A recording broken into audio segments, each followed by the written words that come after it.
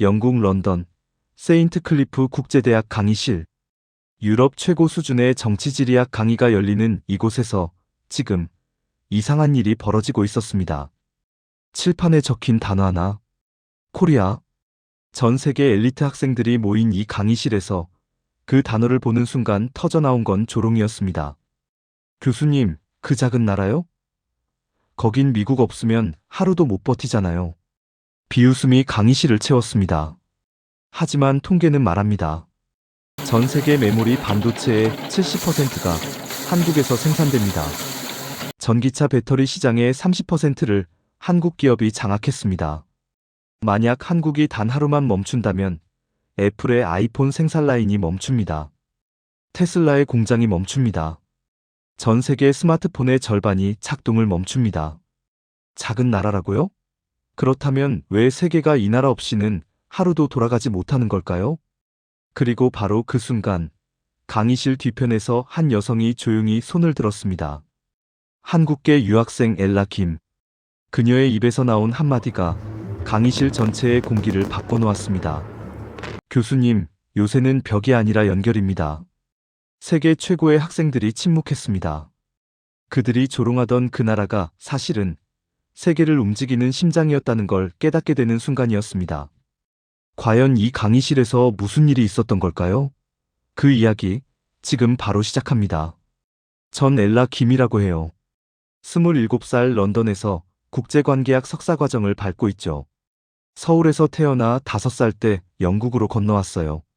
솔직히 말하면 전 오랫동안 제 뿌리가 부끄러웠어요. 학교 다닐 때 애들이 물어봤어요. 너 어디 나라 사람이야? 한국이요. 그럼 돌아오는 대답은 늘 비슷했죠. 북한? 아니면 케이팝 좋아해? 그 정도였어요. 한국은 늘 뭔가 설명해야 하는 나라였어요. 작고 분단되어 있고 전쟁 위험이 있는 나라. 그래서 전 점점 한국인이라는 정체성을 숨기게 됐어요. 그런데 대학에 들어가면서 뭔가 달라지기 시작했어요. 국제관계학을 공부하면서 한국에 대한 자료를 읽게 됐는데 제가 알던 한국과는 너무 달랐거든요. 경제 성장률, 기술 혁신 지표, 문화 수출액. 숫자들이 말해주는 한국은 제가 부끄러워하던 그 나라가 아니었어요. 그래서 이번 학기 로엔 교수님의 정치지리학 수업을 신청했어요. 외부의 시선에서 한국을 어떻게 보는지 궁금했거든요. 그리고 바로 오늘이 첫 수업이었어요. 강의실에 들어섰을 때 전 습관적으로 제일 뒷자리에 앉았어요. 학생들이 하나둘 자리를 채웠어요. 독일에서 온 한스, 프랑스에서 온 클로이, 미국에서 온 브레드. 모두 자신감 넘치는 표정들이었죠. 로엔 교수님이 들어오셨어요. 50대 초반으로 보이는 회색 머리에 트위드 재킷을 입은 전형적인 영국 학자 스타일이었어요. 좋은 아침입니다. 교수님이 가방을 내려놓고 칠판으로 걸어가셨어요. 그리고 분필을 들어 천천히 단어 하나를 적으셨죠. 코리아. 제 심장이 쿵 내려앉는 기분이었어요. 교수님, 한국이요? 앞자리에 앉은 한스가 물었어요. 목소리에 의아함이 가득했죠. 네, 오늘의 주제입니다. 근데 교수님, 왜 한국이에요? 그 작은 나라를요? 클로이가 끼어들었어요. 저도 궁금한데 한국이 뭐 대단한 일을 했나요? 삼성이랑 케이팝 말고는 아는 게 없는데요. 강의실 곳곳에서 웃음이 터져나왔어요. 전 얼굴이 뜨거워지는 걸 느꼈어요. 거기 아직도 분단국가 아닙니까? 북한이랑 총불이 겨누고 있는. 브래드가 말했어요. 맞아요. 미국이 없었으면 진작에 망했을 거예요. 솔직히 미국 시키는 대로 하는 나라잖아요. 로엔 교수님은 표정 하나 바꾸지 않으셨어요. 그냥 조용히 학생들을 둘러보시더니 입가에 미소를 띠셨어요. 재미있군요. 여러분, 오늘 아침에 스마트폰 알람으로 일어났죠? 학생들이 고개를 끄덕였어요. 그 안에 들어간 메모리 칩, 한국에서 만들어졌을 확률이 70%입니다. 여러분이 쓰는 노트북, 태블릿 모두 마찬가지예요. 한스가 눈을 깜빡였어요. 넷플릭스 보시죠? 지난 2년 동안 전 세계 스트리밍 순위 상위 10개 중 서너 개가 한국 콘텐츠였습니다. 교수님이 책상에 기대셨어요. 여러분이 타는 전기차 배터리, 여러분이 쓰는 스마트폰 디스플레이, 여러분이 즐기는 게임. 모두 한국 기술이 들어가 있습니다. 클로이가 손을 들었어요. 그래도 교수님, 그건 그냥 제조업 아닌가요? 기술을 개발하는 건 미국이나 유럽이고 한국은 그냥 만들기만 하는 거 아닌가요? 전 입술을 깨물었어요. 그 말을 들을 때마다 화가 났거든요. 좋은 질문입니다. 교수님이 고개를 끄덕이셨어요. 그럼 이렇게 물어보죠. 만약 한국이 내일 사라진다면 어떻게 될까요? 강의실이 조용해졌어요. 반도체 공급망이 무너집니다. 전 세계의 스마트폰, 자동차, 의료기기 생산이 멈춰요. 배터리 시장의 40%가 증발하고 조선업계는 혼란에 빠지죠. 교수님이 팔짱을 끼셨어요. 작은 나라? 맞습니다. 면적으로는 영국과 비슷해요. 하지만 그 작은 나라가 멈추면 세계가 멈춥니다. 학생들이 서로를 쳐다봤어요. 표정이 달라지기 시작했죠. 로엔 교수님이 칠판에 다른 단어를 적으셨어요. 요새. 오늘 우리가 논의할 주제는 이겁니다. 한국은 왜 요새가 되었는가? 그때였어요. 교수님이 강의실을 둘러보시다가 저를 발견하신 거예요. 엘라, 당신은 한국인이죠? 제 이름을 부르셨어요. 심장이 쿵쾅거렸어요. 모든 시선이 저한테 쏠렸어요. 한국계예요. 여기서 자랐지만 서울에서 태어났습니다. 좋아요. 그럼 당신에게 묻겠습니다. 내가 칠판에 쓴 단어 요새. 한국이 요새라는 개념에 대해 어떻게 생각하나요? 전 공책을 내려다봤어요. 사실 전 이미 이 주제로 석사 논문을 준비하고 있었어요. 할 말은 많았지만 이렇게 모든 사람 앞에서 말해본 적은 없었죠. 숨을 한번 크게 들이쉬었어요. 그리고 입을 열었어요. 교수님, 요새는 벽이 아니라 연결이에요. 강의실이 술렁였어요. 로엔 교수님의 눈썹이 올라갔어요. 연결? 설명해 보겠어요? 전 자리에서 일어섰어요. 떨렸지만 이상하게 용기가 났어요. 많은 사람들이 한국을 생각할 때 비무장지대를 떠올려요. 분단, 냉전, 고립. 하지만 지금의 한국은 그 반대예요. 한국은 지금 동북아의 데이터, 기술, 문화가 교차하는 교차로입니다. 브래드가 뒤에서 킥킥거렸어요. 교차로? 그냥 미국과 중국 사이에 낀 나라 아닌가요? 전 그를 똑바로 쳐다봤어요. 바로 그 낀 위치가 힘입니다. 한국은 미국의 동맹이면서 중국의 최대 무역 파트너예요. 일본과는 역사적 갈등이 있지만 기술적으로는 긴밀하게 협력하고 있죠. 클로이가 손을 들었어요. 그게 장점이 될 수 있나요? 그냥 눈치만 보는 거 아닌가요? 눈치가 아니라 균형입니다. 제 목소리가 점점 커졌어요. 한국은 어느 한쪽에 완전히 기울지 않으면서도 모든 쪽과 관계를 유지해요. 그게 가능한 이유는 한국이 가진 기술적, 문화적 자산 때문이에요. 반도체, 배터리, 오지 네트워크. 이런 것들은 누구도 무시할 수 없는 카드들이죠. 로엔 교수님이 팔짱을 끼고 저를 바라보셨어요. 입가에 희미한 미소가 떠올랐어요. 계속해보세요. 전 한 번 더 숨을 들이쉬었어요. 여러분이 아침에 본 뉴스를 생각해보세요. 미중 갈등, 에너지 위기, 기후변화. 이 모든 이슈의 한가운데에 한국이 있어요. 왜냐하면 한국은 단순한 제조국가가 아니라 기술 혁신의 중심지이자 문화 생산의 허브이기 때문이에요. 한스가 메모를 하기 시작했어요.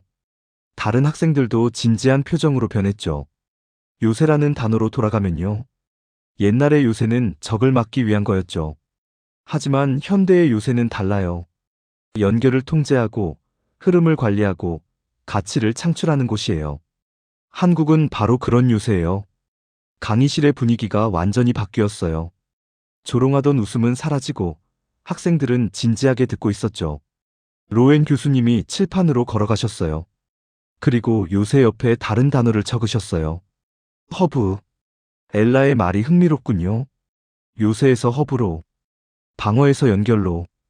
이게 바로 21세기 한국을 이해하는 핵심일지도 모르겠습니다.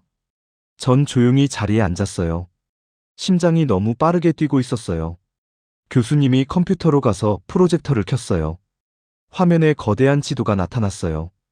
동아시아 전체를 보여주는 지도였죠. 자, 이제 지리를 봅시다. 지정학에서 가장 중요한 건 뭘까요? 위치입니다. 로엔 교수님이 말씀하셨어요. 위치가 운명을 결정해요. 그리고 한국의 위치는 독특합니다. 교수님이 화면을 클릭하셨어요. 지도 위에 세 개의 화살표가 나타났어요. 첫 번째 화살표는 파란색이었어요. 태평양에서 시작해 한반도를 지나 아시아 대륙으로 이어졌죠.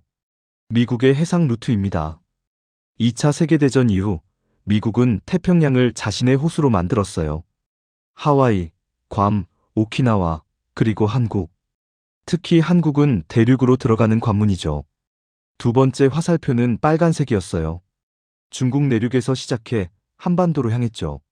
중국의 육상 루트입니다. 중국은 역사적으로 한반도를 자신의 영향권으로 봤어요. 하지만 동시에 한반도는 중국에게 위협이기도 했어요. 세 번째 화살표는 검은색이었어요. 러시아 극동에서 남쪽으로 내려왔죠. 러시아의 에너지 루트입니다. 러시아는 부동항을 원했어요. 한반도는 그 목표 지점이었습니다. 로엔 교수님이 레이저 포인터로 한반도를 가리켰어요. 세 개의 화살표가 모두 그곳에서 만났어요. 보이죠? 세 대국의 이해관계가 교차하는 지점이 바로 여기입니다. 전 손을 들었어요. 교수님, 하나 더 추가해도 될까요? 물론입니다. 전 자리에서 일어나 앞으로 걸어갔어요. 교수님이 레이저 포인터를 건네주셨어요. 일본입니다. 전 한반도 동쪽 섬을 가리켰어요. 일본은 한반도를 대륙으로 가는 다리로 봤어요. 제국주의 시대에 일본이 한국을 침략한 이유도 그거예요. 로엔 교수님이 만족스러운 표정으로 고개를 끄덕이셨어요. 그럼 이제 현대로 넘어가 볼까요? 교수님이 화면을 다시 클릭하셨어요. 새로운 레이어들이 나타났어요. 2024년 현재, 이 지도에 무엇을 추가해야 할까요? 브래드가 손을 들었어요. 반도체 공급망? 정확합니다. 로엔 교수님이 화면에 초록색 원들을 표시했어요. 삼성과 SK 하이닉스의 반도체 공장들.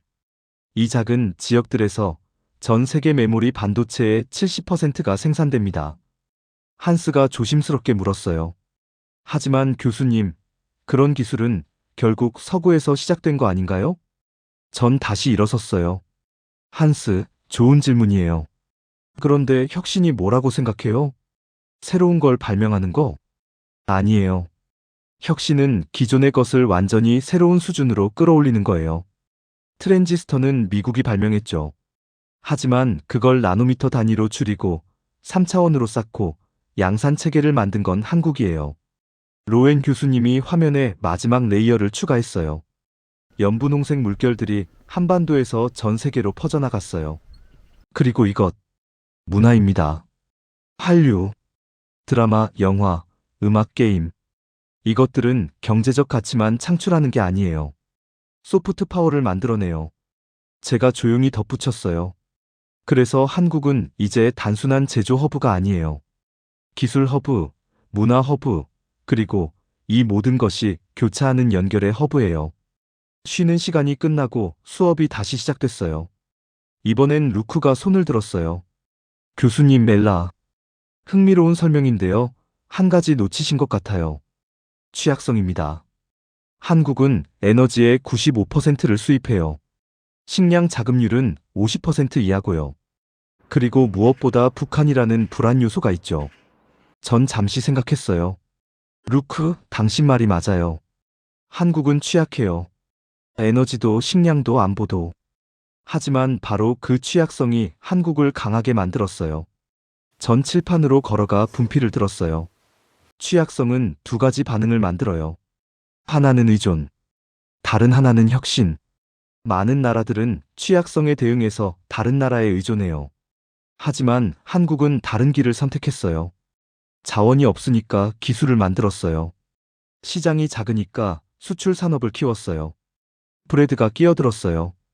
그래도 결국 미국에 의존하잖아요. 안보는요? 맞아요. 한미동맹은 한국 안보의 핵심이에요. 하지만 동시에 한국은 그 관계를 일방적 의존이 아니라 상호 이익으로 만들었어요. 반도체예요. 미국의 국방, 우주, AI 산업은 한국의 반도체 없이는 돌아가지 않아요. 테슬라, 애플, 엔비디아. 이 회사들은 모두 한국 반도체에 의존해요. 로웬 교수님이 끼어드셨어요. 엘라가 중요한 포인트를 짚었습니다. 현대 국제관계에서 힘은 군사력만이 아니에요. 기술력, 경제력, 그리고 대체 불가능성이 핵심이에요. 한국은 자신을 대체할 수 없는 존재로 만들었습니다. 로웬 교수님이 칠판에 새로운 단어를 적으셨어요. 균형. 여러분, 이게 핵심입니다. 한국의 생존 전략은 균형이에요. 미국과 중국 사이의 균형. 안보와 경제의 균형. 이 균형을 유지하는 건 쉽지 않아요. 줄타기와 같죠. 하지만 바로 그 줄타기가 한국을 특별하게 만들었어요. 전자리에 앉으며 조용히 덧붙였어요. 그래서 한국은 단 한 번도 완전히 편하지 않았어요. 항상 긴장하고, 항상 노력하고, 항상 다음을 준비하죠. 그 덕분에 세계의 언어를 배운 나라가 됐어요. 로웬 교수님의 눈빛이 달라졌어요. 균형 위의 생존. 그게 진짜 힘일지도 모르겠군요. 로웬 교수님이 시계를 보셨어요. 마지막으로 하나만 더 이야기하겠습니다. 역사예요. 교수님이 칠판을 깨끗이 지우고 연표를 그리기 시작하셨어요. 한국의 역사를 한마디로 정리하면 뭘까요? 로웬 교수님이 고개를 저으셨어요. 엘라, 당신은 어떻게 생각하나요? 전 일어서서 천천히 칠판으로 걸어갔어요. 교수님이 건넨 분필을 받아들고 큰 숫자 하나를 적었어요. 900. 900? 그게 뭔데요? 학생들이 웅성거렸어요. 전 분필을 내려놓고 돌아섰어요. 900번입니다. 한국 반도가 외부 침략을 받은 횟수예요. 기록에 남아있는 것만요. 강의실이 숨을 죽였어요. 중국의 여러 왕조들, 거란, 몽골, 여진, 왜구, 일본 제국, 그리고 현대의 전쟁까지. 이 작은 땅은 끊임없이 침략받았어요. 루크가 손을 들었어요. 그럼 어떻게 살아남았나요? 전 미소를 지었어요. 문화예요. 한국은 군사력으로는 주변 대국들을 이길 수 없었어요. 하지만 한국인들은 다른 방법으로 저항했어요. 전 칠판에 또 다른 숫자를 적었어요. 5000. 5000년. 한국인들이 스스로 생각하는 역사의 길이에요. 중요한 건 우리는 오래된 민족이다. 우리에게는 고유한 문화가 있다. 우리는 사라지지 않는다는 집단 정체성이에요. 로웬 교수님이 끼어드셨어요. 엘라가 중요한 개념을 말하고 있습니다. 문화적 저항. 많은 나라들이 군사적으로 정복당한 후 사라졌어요. 언어를 잃고 문화를 잃고 정체성을 잃었죠. 하지만 한국은 달랐습니다. 전 고개를 끄덕이며 설명을 이어갔어요. 몽골이 침략했을 때 고려는 80년간 저항했어요. 결국 항복했지만 문화는 지켰어요. 언어도 풍습도 정체성도요. 클로이가 물었어요. 일본이 식민 지배를 했을 때는요? 제 표정이 굳어졌어요. 35년간의 식민 지배. 일본은 한국의 언어를 금지하고 이름을 바꾸게 강요했어요. 한국인을 일본인으로 만들려고 했죠. 그래서요? 실패했어요. 비밀리에 학교를 열고 집에서 한글을 가르치고 독립운동을 벌였어요. 그리고 해방이 왔을 때 한국어는 여전히 살아 있었어요. 로웬 교수님이 연표 위에 중요한 시점들을 표시하셨어요. 한국전쟁. 나라가 폐허가 됐죠. 군사독재. 하지만 경제성장도 시작됐어요. 민주화 운동. 국민들이 스스로 자유를 쟁취했죠. IMF 위기. 국가부도 직전까지 갔지만 극복했어요. 그리고 현재. 기술 강국, 문화 강국으로 부상했습니다. 보세요. 70년 전만 해도 한국은 세계 최빈국 중 하나였습니다. 하지만 지금은 G20, OECD 회원국이고 세계 10위권 경제대국입니다. 전 답했어요. 교육이에요. 한국인들은 자원이 없다는 걸 알았어요. 그래서 사람에 투자했죠. 전쟁이 끝나고 폐허 속에서도 학교를 세웠어요. 그리고 희생. 할아버지 세대는 하루 16시간씩 일했어요. 자신은 못 먹어도 나라를 세우겠다는 일념으로요. 로웬 교수님이 덧붙이셨어요. 그리고 그 세대의 희생이 지금의 한국을 만들었습니다. 완벽하지는 않지만 기적에 가까운 변화였죠. 전자리로 돌아가며 마지막으로 말했어요. 교수님, 제가 어렸을 때 할머니가 해주신 말씀이 있어요. 뭔데요? 우리는 대나무 같은 민족이다. 태풍이 와도 부러지지 않고 휘어진다. 그리고 폭풍이 지나가면 다시 일어선다. 강의실이 조용해졌어요. 수업 종료벨이 울렸어요. 로엔 교수님이 시계를 보고 놀란 표정을 지으셨어요. 오늘은 여기까지 하겠습니다. 하지만 아무도 움직이지 않았어요. 몇 초간의 침묵이 흘렀어요. 그리고 한스가 천천히 손뼉을 쳤어요. 한 번, 두 번. 그러자 클로이가 동참했어요. 루크도, 브래드도, 그리고 강의실 전체가 박수를 치기 시작했어요. 전 당황한 표정으로 고개를 숙였어요.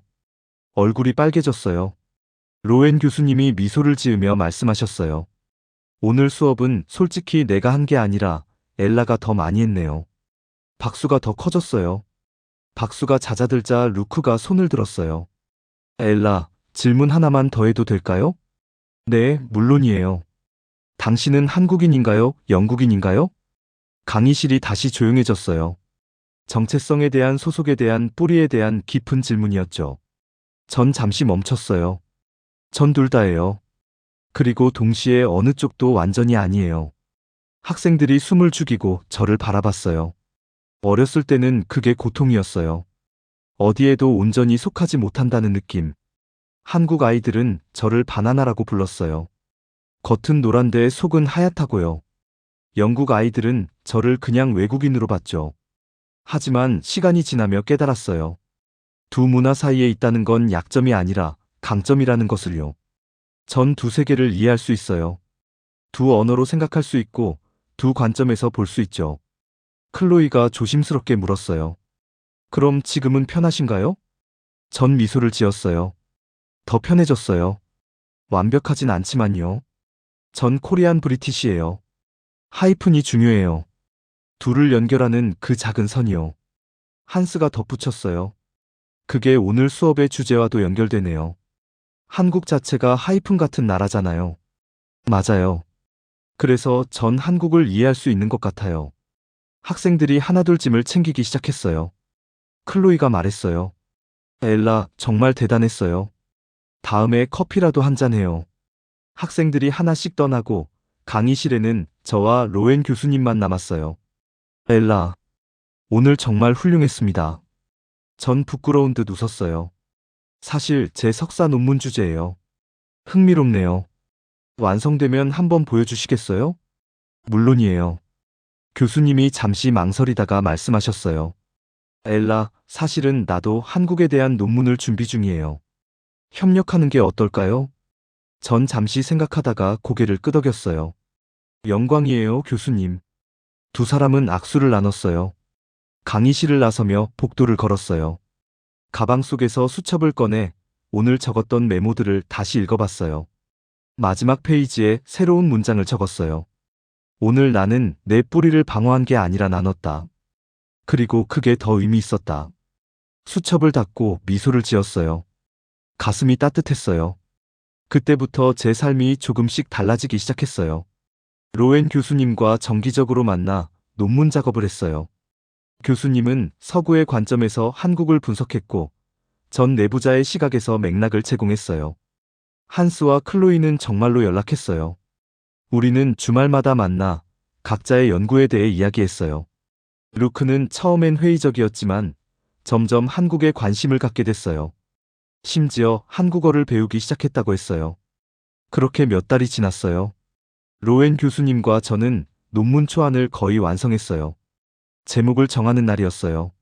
어떤 제목이 좋을까요? 교수님이 물으셨어요. 전 잠시 생각했어요. 결코 무너지지 않은 반도. 한국의 문명적 저항. 어때요? 로엔 교수님의 눈이 반짝였어요. 완벽합니다. 교수님이 노트북에 제목을 입력하셨어요. 엘라, 서론을 써볼래요? 당신의 목소리로 시작하면 좋을 것 같아요. 전 고개를 끄덕이고 키보드 앞에 앉았어요.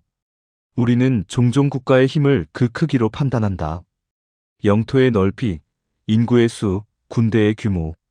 하지만 21세기에 들어서며 힘의 정의가 바뀌고 있다. 연결성, 혁신성, 그리고 대체 불가능성. 이것들이 새로운 권력의 원천이다. 타이핑을 멈추고 교수님을 쳐다봤어요. 어때요? 훌륭해요. 계속하세요. 그날 밤 집에 돌아와서도 계속 글을 썼어요. 논문이 아니라 제 이야기를 쓰고 있었어요. 핸드폰이 울렸어요. 부모님이었어요. 엘라, 잘 지내니? 네, 엄마. 오늘 수업에서 한국에 대해 발표했어요. 그래? 어땠는데? 좋았어요. 사람들이 박수를 쳐줬어요.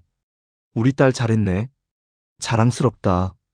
엄마, 제가 한국인이라는 게 부끄러웠었어요. 오랫동안요. 하지만 이제는 아니에요. 이제는 자랑스러워요. 어머니의 목소리가 떨렸어요. 엘라, 그 말 들으니까 엄마가 더 자랑스럽다. 전화를 끊고 한참을 창밖을 바라봤어요. 눈물이 났어요. 기쁜 눈물이었죠. 그렇게 몇 달이 더 지났어요. 논문이 완성됐어요. 로엔 교수님과 저는 국제학술지에 투고했어요. 그 사이에 전 석사 논문도 완성했어요. 심사를 통과했고 최우수 논문으로 선정됐어요. 졸업식 날이었어요. 가운을 입고 모자를 쓴 전 부모님과 함께 사진을 찍었어요. 어머니가 울고 계셨어요. 로엔 교수님도 오셨어요. 축하합니다, 엘라.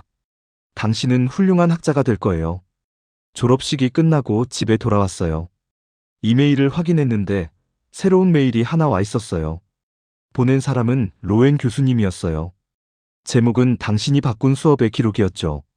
전 마우스를 클릭했어요. 엘라에게. 우리가 함께 작업했던 논문이 인터내셔널 저널 오브 지오폴리틱스의 게재 승인을 받았습니다. 리뷰어들의 평가가 매우 좋았어요. 지난 학기 수업은 우리 학과에서 가장 많이 회자되는 수업이 되었어요. 학생들이 한국 수업이라고 부르더군요. 그래서 저는 결정했습니다. 다음 학기부터 동아시아 지정학이라는 새로운 선택 과목을 개설하기로요. 지난 6개월간 당신과 협력하면서 나는 학자로서뿐만 아니라 한 인간으로서도 많이 배웠습니다. 당신은 내게 다른 시각을 보여줬습니다. 당신의 나라를 다시 배웠습니다. 고맙습니다. 존경과 감사를 담아. 마이클 알로엔. 전 화면을 물끄러미 바라봤어요. 눈가가 뜨거워졌어요. 재빨리 눈물을 닦았지만 계속 흘러나왔어요. 노트북을 닫고 창밖을 바라봤어요. 봄날의 런던. 나무들이 새싹을 틀고 있었어요. 전 제 여정을 되돌아봤어요. 두 문화 사이에서, 두 정체성 사이에서 늘 불안정하게 흔들렸죠. 하지만 지금 이 순간 깨달았어요. 그 흔들림이 약점이 아니었다는 것을요. 그것은 독특한 시각이었어요. 다리가 될 수 있는 능력이었죠. 노트북을 다시 열고 답장을 쓰기 시작했어요.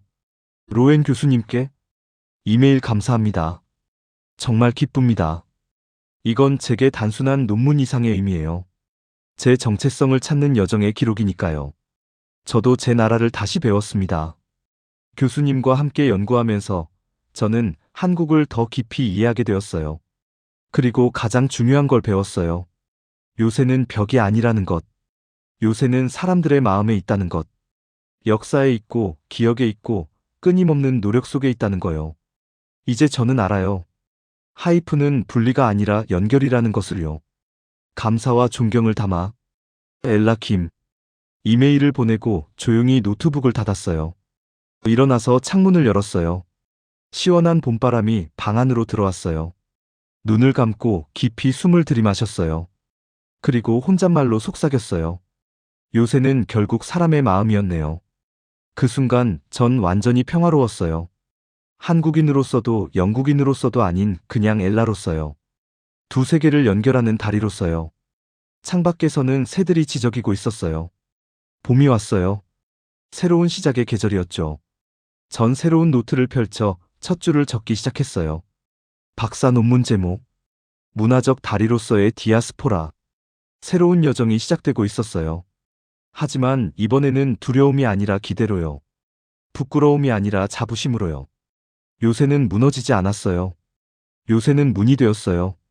그리고 그 문을 통해 세계는 서로를 더 깊이 이해하기 시작했어요. 그날 강의실에서 손을 들었을 때 전 떨렸어요. 하지만 그 떨림이 용기가 됐어요. 그리고 그 용기가 변화를 만들었죠. 이제 전 알아요. 한 사람의 목소리도 세상을 바꿀 수 있다는 것을요. 작은 나라도 세계를 움직일 수 있다는 것을요. 그리고 요새는 벽이 아니라 연결이라는 것을요. 거울을 보니 제 얼굴이 보였어요. 한국인의 얼굴이었지만 동시에 영국인의 표정이었어요. 그리고 그게 아름다웠어요. 저는 더 이상 숨지 않을 거예요. 제 정체성을 부끄러워하지 않을 거예요. 왜냐하면 이제 알았으니까요. 저는 약점이 아니라 강점이에요. 분열이 아니라 연결이에요. 혼란이 아니라 풍요로움이에요. 그리고 그건 한국도 마찬가지예요. 작은 나라지만 큰 영향력을 가진 나라. 취약하지만 강한 나라. 흔들리지만 결코 무너지지 않는 나라. 요새는 결국 사람의 마음이었어요. 포기하지 않는 마음, 계속 노력하는 마음, 연결을 만들어가는 마음. 그리고 그 마음이 지금 이 순간도 세계를 바꾸고 있어요.